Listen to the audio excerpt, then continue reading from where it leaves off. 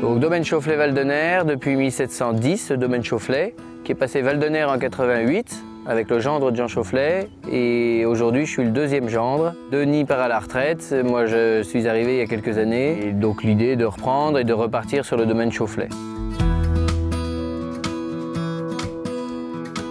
On exploite 14 hectares, un en premier cru clos jus, 4,5 en chouet, 2 en galafre en blanc et le reste en village.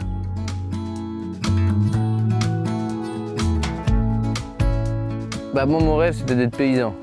Donc, je n'ai pas de famille dans la terre. Et ce qui était important pour moi, c'est de donner un sens à ma vie et d'avoir un côté manuel et proche de la terre.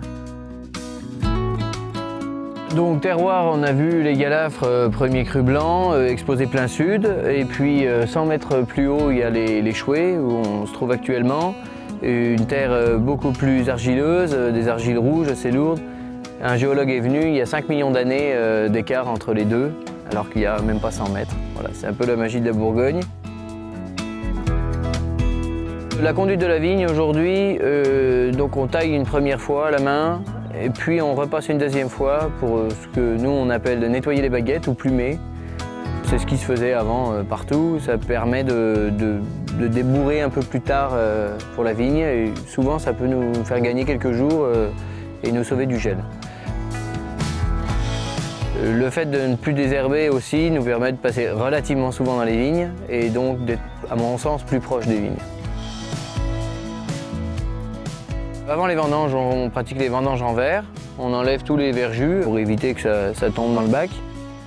Donc on ramène les raisins le plus rapidement possible au domaine, qu'on passe sur la table de tri optique. C'est un gros investissement qu'on a fait il y a quelques années, avec un tri assez sévère, autour des 10%, ce qui nous permet d'avoir les plus belles grumes.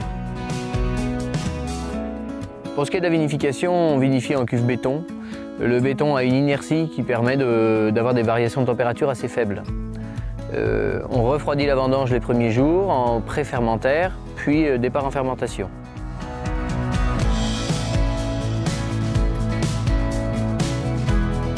Une fois la fermentation terminée, on entonne assez rapidement les rouges.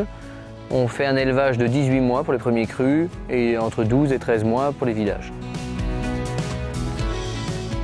La commercialisation, c'est hyper important, mais avant tout, il faut produire des très beaux raisins pour produire un beau vin.